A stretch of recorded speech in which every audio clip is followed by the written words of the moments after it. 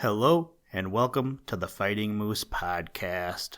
I'm your host and narrator, Jason Hendrickson. This is a podcast where I retell stories, some fictional and some historical, that can be enjoyed by people of all ages. Today, let's get back to Bowser the Hound, written by Thornton W. Burgess. Today, we will read chapters 16 to 20. That means we are about halfway done with the book. In case you haven't looked at the table of contents, there are 42 chapters in the book. Hopefully you have been enjoying this book as we are working our way through it. And while I was working on this intro, it dawned on me that next month is reading month. So maybe I will try to read another book. What do you think, John? Should I do it? If I do, what book should I read? I'll tell you later what he requests. Now, let's turn to today's story. I hope you enjoy. Let's begin.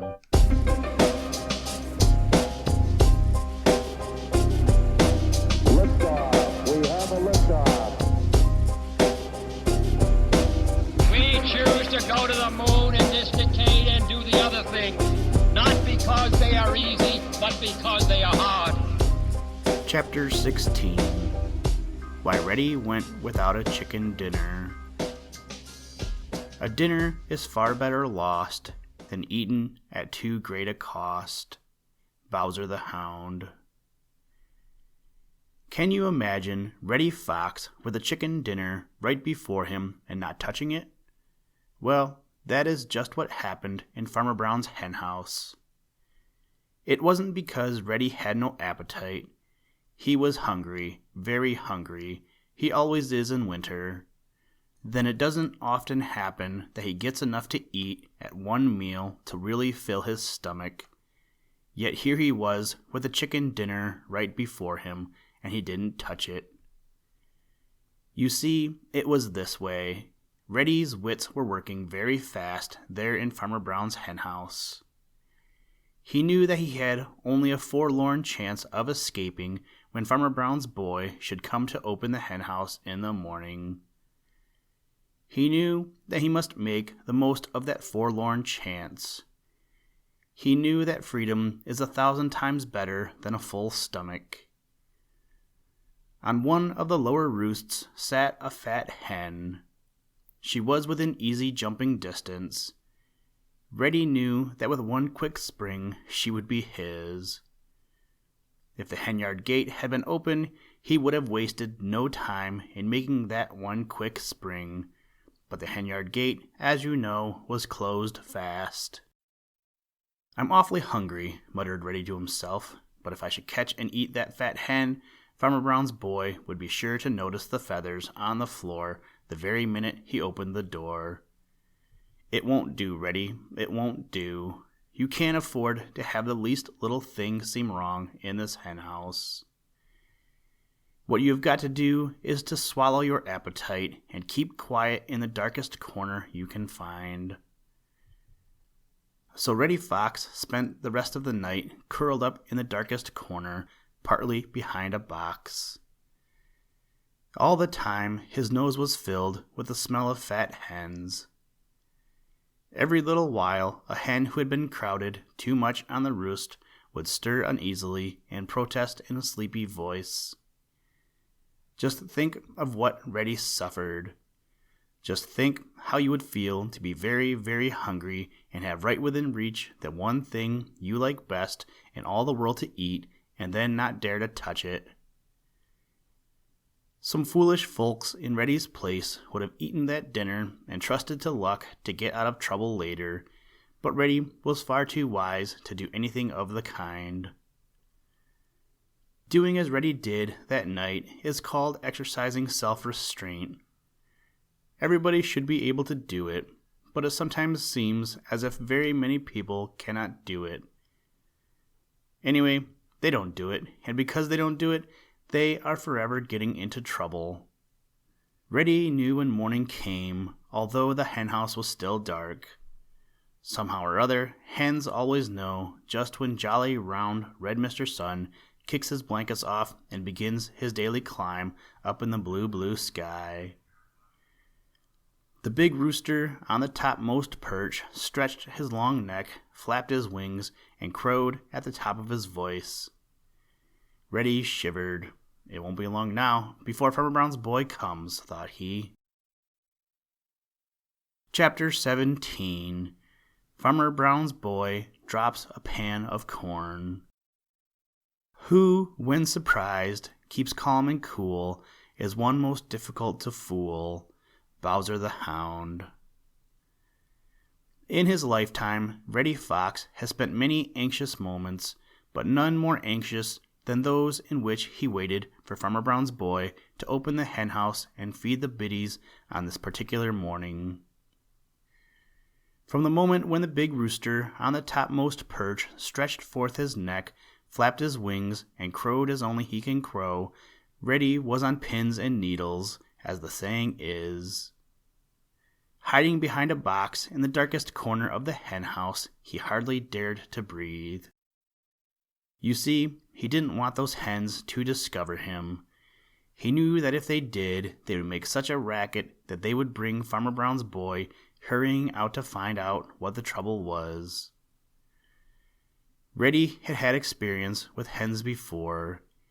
He knew that if Farmer Brown's boy heard them making a great racket, he would know that something was wrong, and he would come all prepared. This was the one thing that Reddy did not want.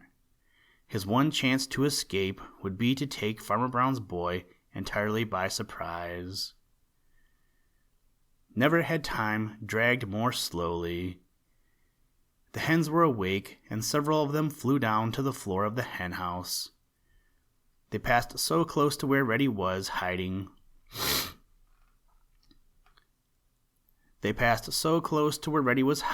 That merely by reaching out a black paw, he could have touched them.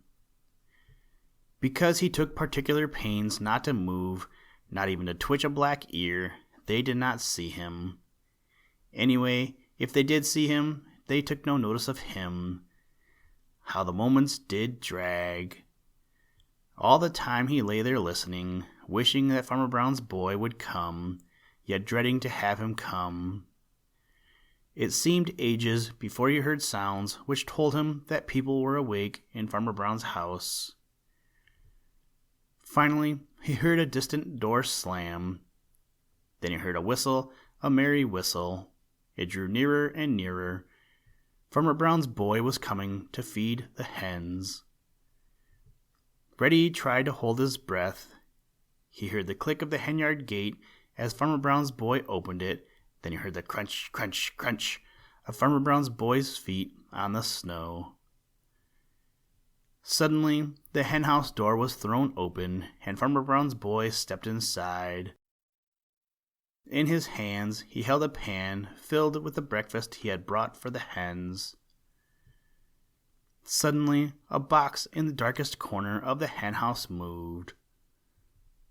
Farmer Brown's boy turned to look, and as he did so, a slim form dashed fairly between his legs. It startled him so that he dropped the pan and spilled the corn all over the henhouse floor. "Great Scott!" he exclaimed. "What under the sun was that?" and rushed to the door to see.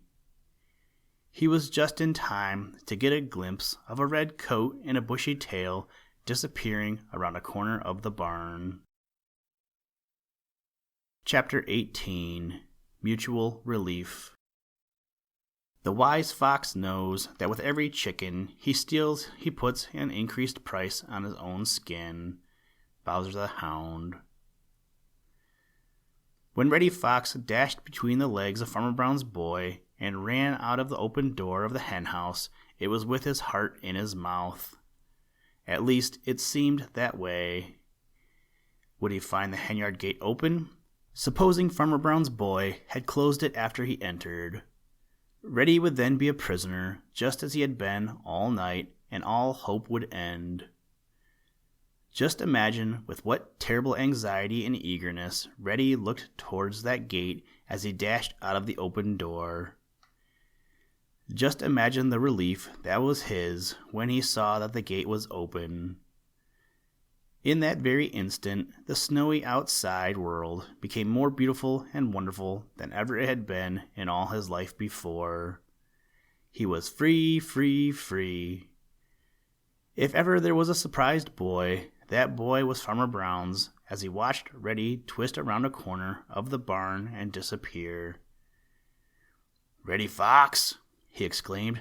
"Now how under the sun did that rascal get in here?" Then, as he realized that Reddy had actually been inside the henhouse, anxiety for the biddies swept over him. Hastily he turned, fully expecting to see either the bodies of 2 or 3 hens on the floor or scattered feathers to show that Reddy had enjoyed a midnight feast. There were no feathers, and so far as he could see, all the hens were standing or walking about. At once, Farmer Brown's boy began to count them. Of course, he knew exactly how many there should be. When he got through counting, not one was missing.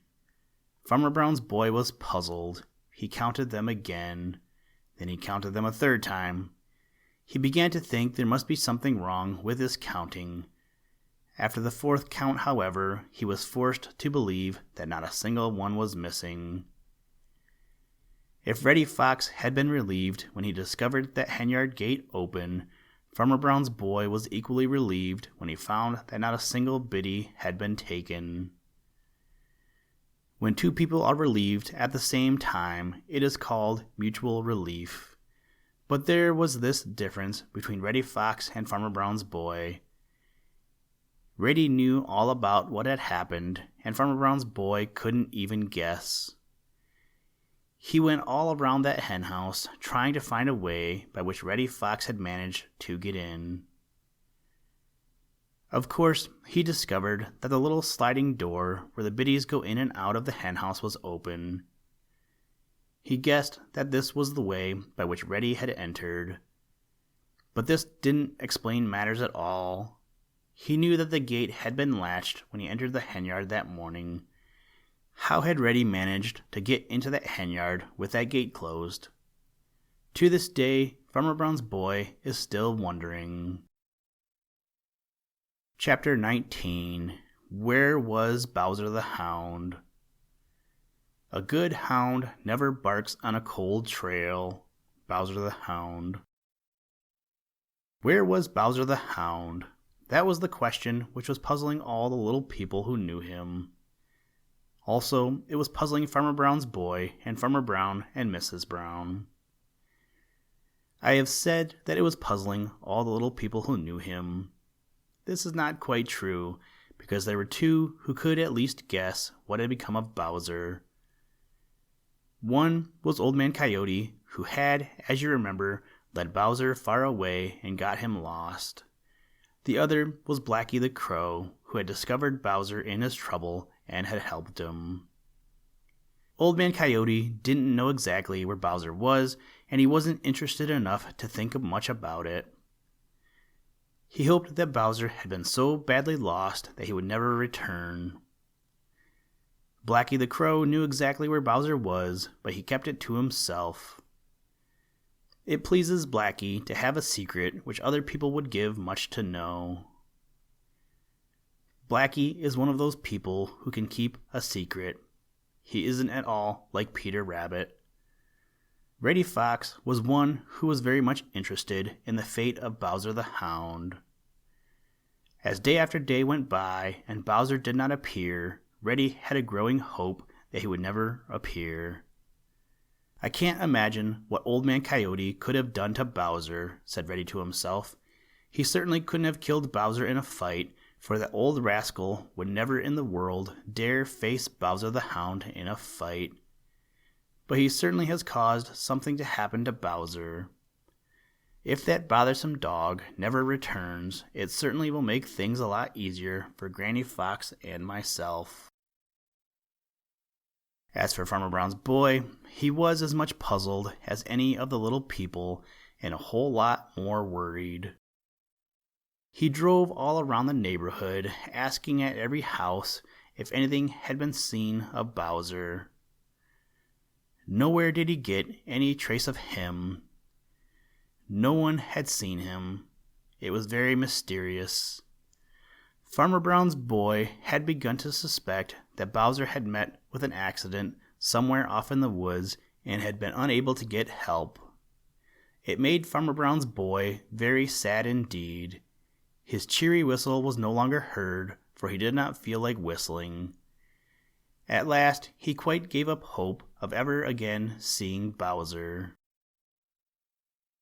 Chapter 20. Where Bowser Was.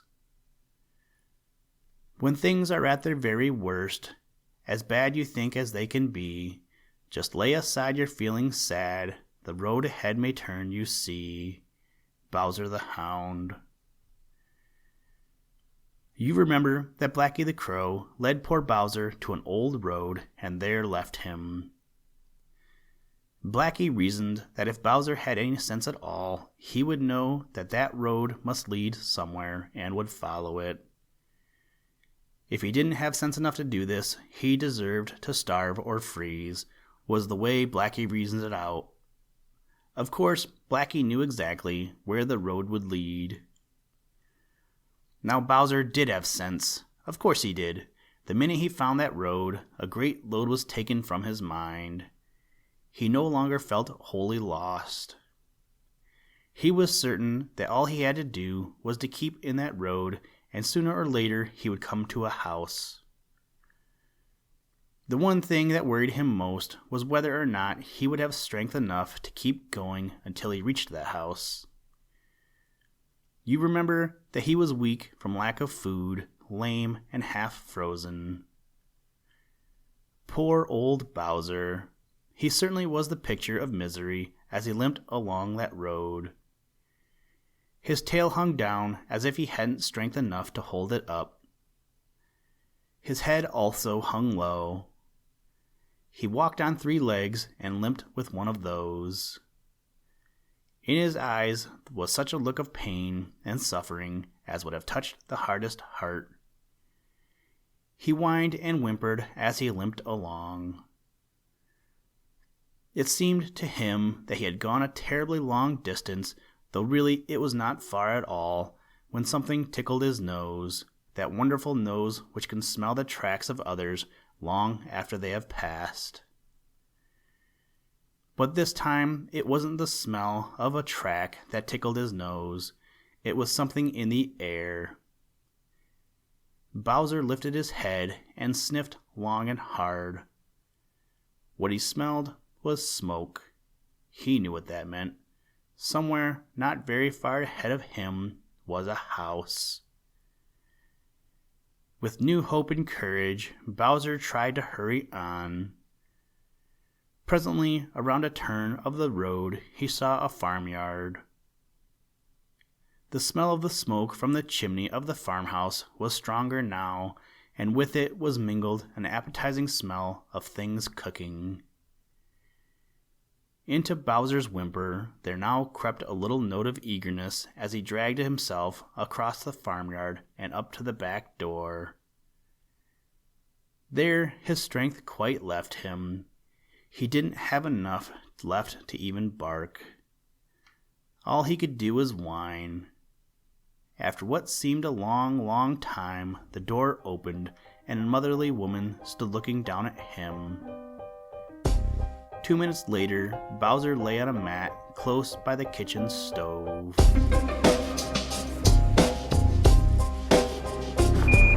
Listen, Tranquility Base here. The Eagle has landed. That's one small step for man, one giant leap for mankind. Thank you for listening to this episode of the Fighting Moose Podcast. Please join us next time as we read another exciting story.